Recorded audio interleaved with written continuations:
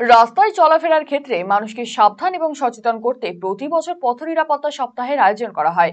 তা সত্ত্বেও রাস্তাঘাটে চলতে গিয়ে অসাবধানতার জেরে দুর্ঘটনার কবলে পড়েন মানুষ, এমনকি যানবাহনও। এই প্রেক্ষাপটে সোমবার দুপুরে একটি অনুষ্ঠানের মধ্যে দিয়ে বালুরঘাটে শুরু হলো পথ নিরাপত্তা সপ্তাহ। বালুরঘাট বালুছড়া সভাগৃহে আয়োজিত এই অনুষ্ঠানে উপস্থিত ছিলেন জেলা শাসক বিজিন কৃষ্ণা, পুলিশ সুপার চিন্ময় মিত্তাল, ডিএসপি সদর বিক্রম প্রসাদ, ডিএসপি ট্রাফিক বিল্লমঙ্গল সাহা সহ অন্যান্যরা।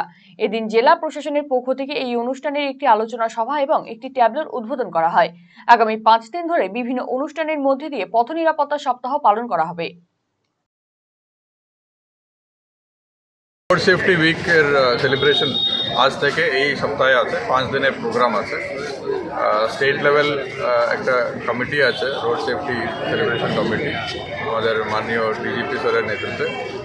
তো এই জেলাতে আমাদের road safety programme, road safety week programme আজকে এখান থেকে উদ্বোধন করবো। আর বিভিন্ন প্রোগ্রাম আছে, 5 দিনে বিভিন্ন জায়গাতে বিভিন্ন ধরনের প্রোগ্রামগুলো আয়োজন করা হয়েছে। বিভিন্ন department, police, transport, PWD, health এবং অন্যান্য অনেক ডিপার্টমেন্টগুলোকে কোঅর্ডিনেট করে এই প্রোগ্রামটা করা আছে।